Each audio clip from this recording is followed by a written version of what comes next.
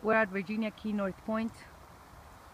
This is the side of the trails that is not going to be touched by the so-called restoration group. And then if you come here and you see this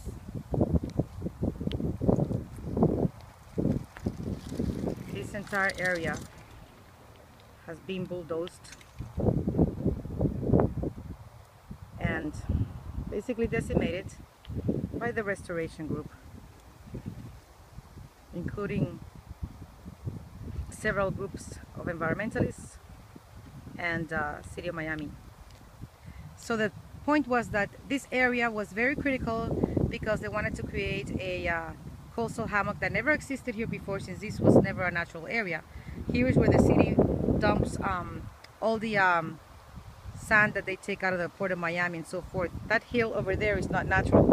It's just fill that has been thrown there for many, many years.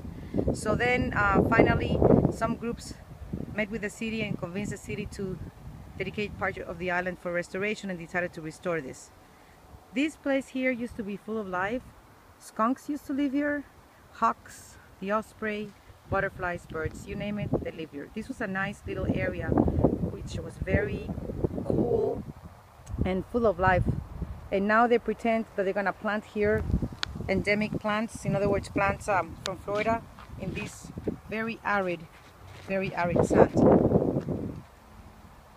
Already, not even a month since they started taking things out, and the plants that used to grow here are trying to grow again. And the worst part is that the restoration group doesn't have enough money, and they have admitted this a million times, to replant. So now they're hoping people will give money to replant. How can you pretend to restore an area and get rid of all the exotic plants? Exotics are plants that are not from Florida, like these pine trees, and then have one side full of exotics, like all of these forests right behind. I mean, I'm talking about steppes, okay? And then here is gonna supposed to have plants from Florida, and then here they're gonna leave the trees. It just doesn't work that way. It doesn't work that way. The restoration of this land, in my opinion, has been a horrible decision, ill-planned, ill-funded, but time will tell, and I'm sure that everybody will find out too late for the things that lived here before what a horrible mistake this was. This area will never have the biodiversity that used to live here once.